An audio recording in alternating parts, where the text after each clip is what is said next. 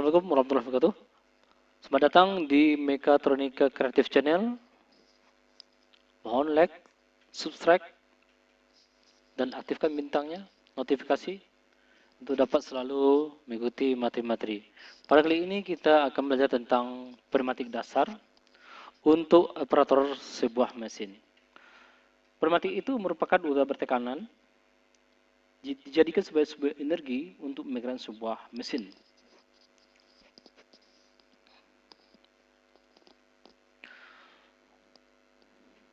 Di sini kita akan mengetahui apa itu definisi daripada udara atau pneumatik.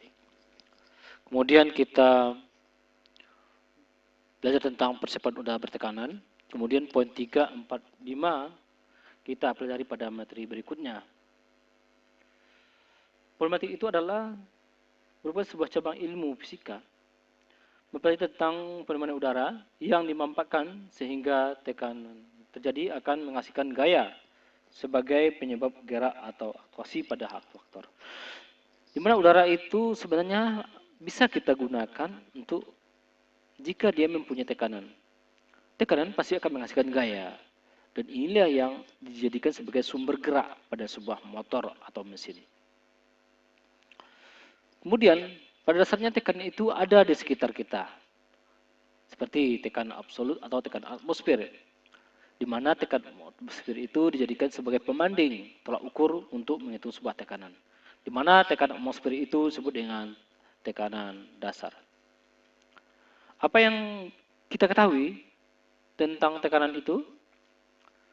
Bahwa tekanan itu adalah gaya berbanding terbalik dengan area, force dibanding area. Jadi tekanan itu akan naik atau turun tergantung dari besarnya area atau luas penampang. Nah, jika luas penampang semakin besar, maka tekanan menjadi kecil.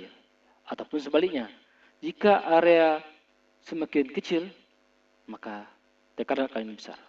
Kemudian, sedangkan gaya itu sendiri berbanding lurus dari tekanan dan area.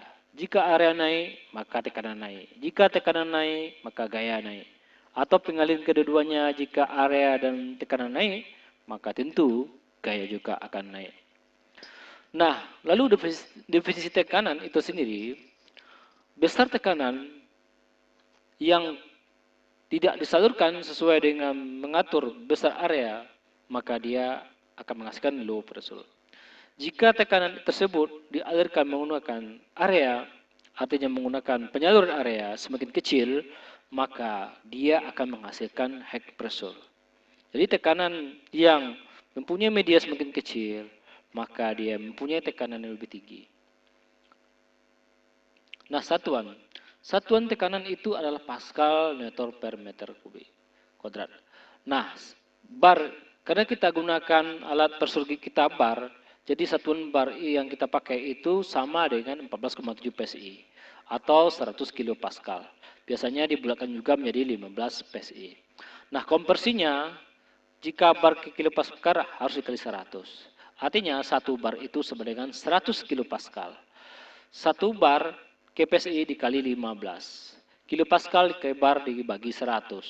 Kilopascal ke PSI dibagi 6,8. PSI ke bar itu dibagi 15. PSI ke kilopascal dikalikan 6,8. Lalu satuan tekan itu sering digunakan ada sebut dengan yang satuan sistem teknik, di mana satu atmosfer itu dihitung sama dengan 0,981 bar atau dikali 100 sama dengan 9,81 kilopascal. Kemudian tekanan absolut dalam satuan SI, di mana satu pascal itu sama dengan 1,02 atmosfer. Kemudian untuk satuan fisika, satu atmosfer itu sama dengan 1,013 bar atau sama dengan 1,013 kilopascal. Nah, tekanan itu terbagi atas 3 kategori. Yang pertama tekanan ukur, tekanan absolut, dan tekanan vakum. Nah, yang disebut dengan tekanan ukur itulah tekanan yang di atas 1,013 bar. Ya. Kemudian tekanan absolut adalah tekanan di bawah tekanan atmosfer atau di bawah 1,013 bar, itu disebut dengan tekanan vakum. Kemudian tekanan absolut itu adalah tekanan penggabungan antara vakum dengan tekanan ukur. Alat ukur yang biasa digunakan untuk industri sebagai alat ukur atau gignya adalah seperti gambar ini.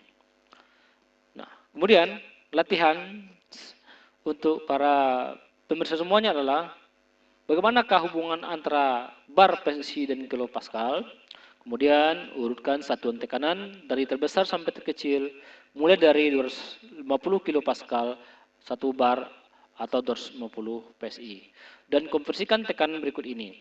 100 kilopascal sama dengan berapa bar, 90 PSI sama dengan berapa kilopascal, 4 bar berapa kilopascal, dan 600 kilopascal berapa bar. Nah, kemudian kita akan memperlihatkan gimana tentang pengaturan sistem daripada tekanan tersebut. Kita gunakan sebuah aplikasi. Ini adalah kompresor. Ini adalah sebesar 6 bar. Kemudian kita gunakan air service yang biasanya digunakan untuk mengatur tekanan kerja. Lalu kita gunakan aktuator yang menerima tekanan atau output dari sebuah sistem yang menerima tekanan. Ini kita buat labelnya sensor, sebuah sensor di sana.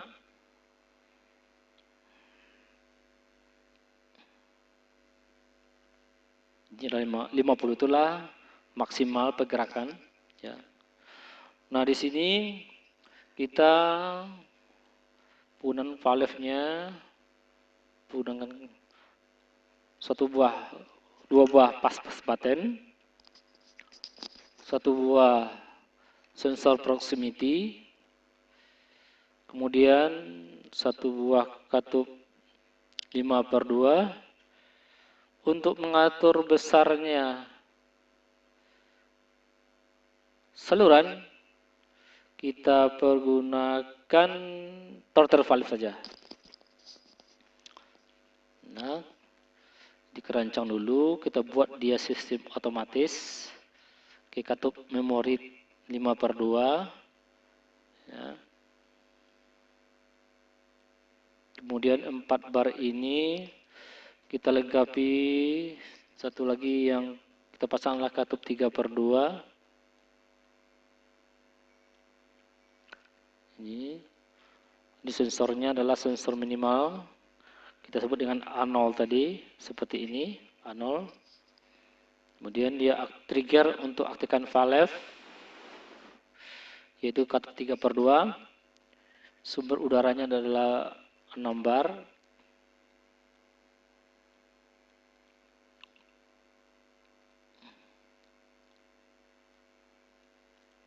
Lalu throttle-nya kita hubungkan ke output valve 3/2 menuju silinder. Untuk stop pergerakannya kita gunakan satu buah lagi pas button. Nah, kita akan coba mengatur saluran dan penghubungannya terhadap pergerakan. Berarti saluran ini adalah saluran udara yang bertekanan.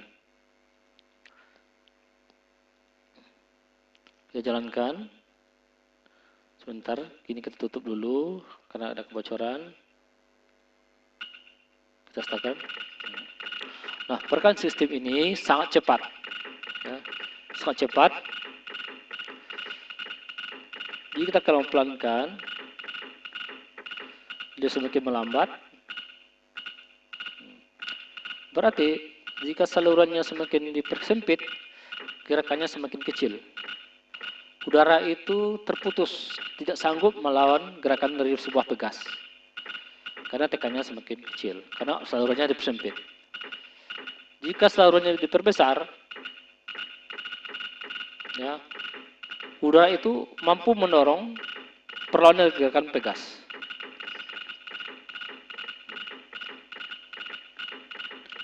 Lalu kita stop, sistem berhenti. Kita jalankan, dan kita stop kembali.